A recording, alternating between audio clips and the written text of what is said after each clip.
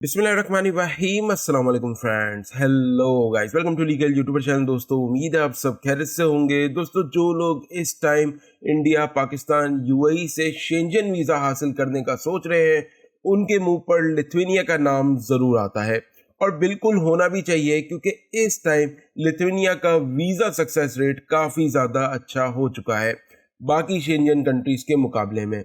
और इस टाइम दोस्तों अगर हम एक परसेंटेज की बात करें तो 99.9% जो है वो एप्लीकेशंस अप्रूव्ड हो रही हैं। तो क्यों ना आपको भी लिथुआनिया का वीज़ा अप्लाई करना चाहिए। और अब लिथुआनिया तमाम कंट्रीज़ की नेशनलिटी के लिए एक और अच्छी अपॉर्चुनिटी लेकर आया है कि वो घर बैठे लिथुआनिया का online visa application form submit कर सकते हैं, जो कि आप घर बैठे बिल्कुल आसानी कर सकते हो विदाउट कोई चार्जेस के। फ्रेंड्स, ये बात तो हर कोई जानता होगा कि कुछ टाइम पहले ही शेंजन कंट्रीज ने अनाउंस किया था कि वो ऑनलाइन एप्लीकेशन फॉर्म लेकर आने वाले हैं, साथ ही ई वीज़ा की सहूलत लेके आने वाले हैं तमाम कंट्रीज के नेशनल के लिए। लेकिन अभी तक कोई भी डेट अनाउंस नहीं की गई थी शेंजन कंट्रीज की तरफ से।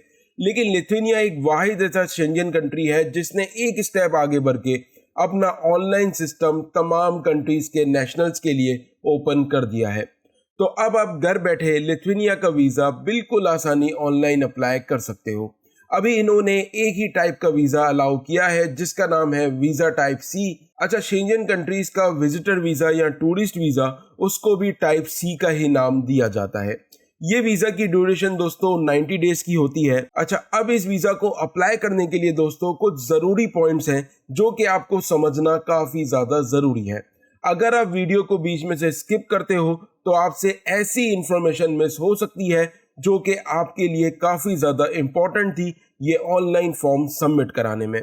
तो करते हैं इस वीडियो को शुरू। दोस्तों मेरा नाम है राज़िक और आप देख रहे हैं लीगल यूट्यूबर चैनल। चलिए शुरू करते हैं। वीडियो को स्टार्ट करने से पहले दोस्तों बता दूं कि जिन्होंने अब तक चैनल को सब्सक्राइब नहीं किया तो ये प्लीज नीचे बटन होगा, उसको दबा दो, बटन को दबाना बिल्कुल मत भूलना ताकि आपको मेरा हर नोटिफिकेशन सबसे पहले देखने को मिले।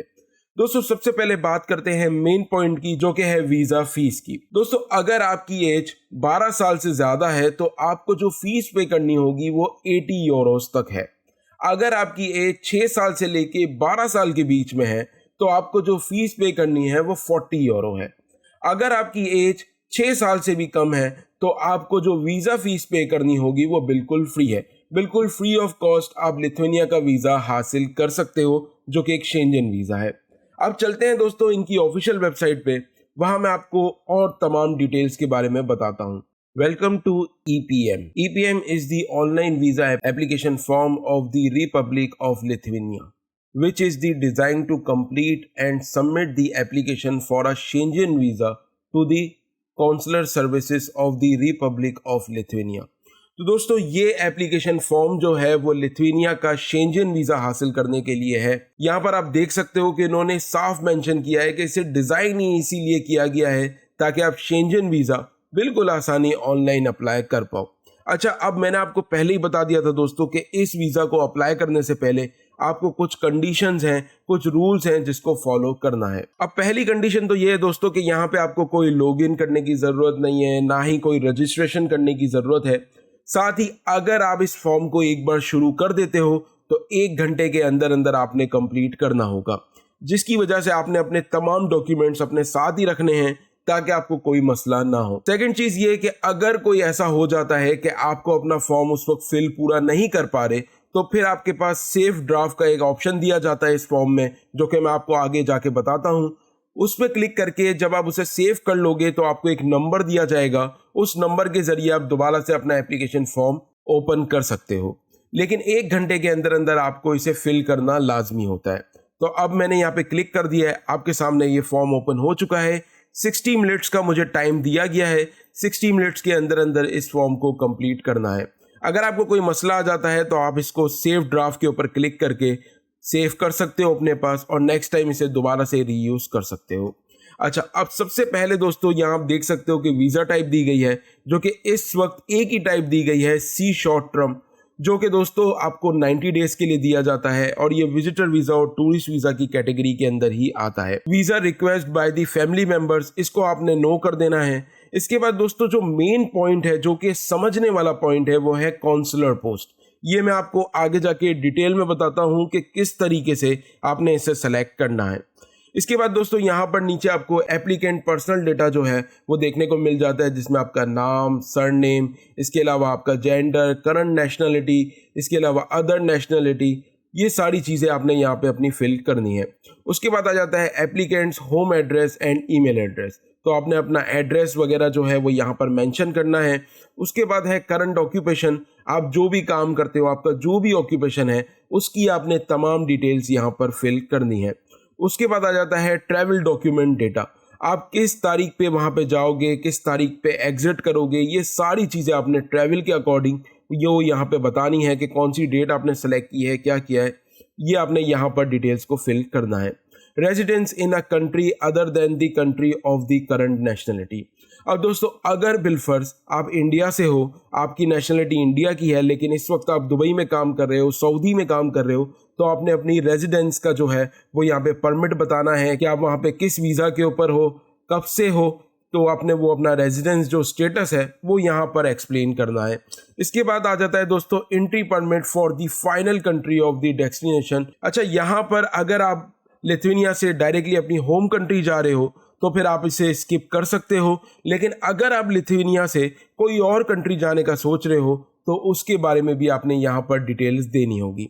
इसके अलावा दोस्तों ट्रैवल डेटा, तो आपने ट्रैवल डेटा के अकॉर्डिंग कि आप कब जाओगे, आपका पर्पस ऑफ विजिट क्या है, ये सारी चीज़ें आपने यहाँ पे मेंशन करनी है। इसके अलावा आ जाता है दोस्तों ट्रैवल फंड्स, तो आपकी जो भी बैंक स्टेटमेंट है वो आपने यहाँ पर फिल करनी होगी कि आपके पास कितना फंड है, क्या है, ये सारी चीज़ें आपने यहाँ देनी होगी। इसके अलावा है इन्वाइटर डेटा।